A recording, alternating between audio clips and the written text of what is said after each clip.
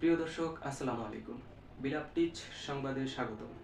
দেশ ও প্রবাস থেকে যে যে সময়ের সংবাদ শুনছেন সে সময়ের খবর পড়ছি আমি বিলাপ টিচ এর সিইও সালমান। শুনছিলেন শিরোনাম, এবারে বিস্তারিত। কাগজ কলমের হিসাবে এবারের বিপিএল এর যে দুটি দলকে বড় দল বলে পরিচয় করিয়ে দেয়া যায়, ফরচুন বরিশাল ও রংপুর রাইডার্স সেই দুই দল। কিন্তু টুর্নামেন্টে তাদের প্রথম সাক্ষাৎকার ঠিক বড় দলের লড়াইয়ের মতো হয়নি।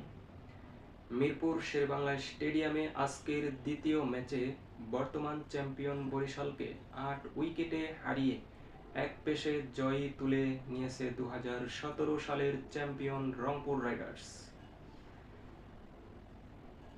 তীব্র ঠান্ডার মধ্যে হওয়ায় ম্যাচের শেষ দিকে কুয়াশার প্রায় ঢেকে গিয়েছিল মিরপুর শেরেবাংলা স্টেডিয়াম।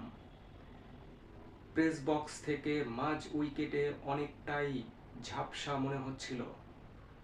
তার মধ্যেই রংপুর ম্যাচ জিতে গেছে ৫ ওভার বাকি থাকতে। ভিডিওটি ভালো লেগে থাকলে সাবস্ক্রাইব, কমেন্ট, শেয়ার করে দিবেন।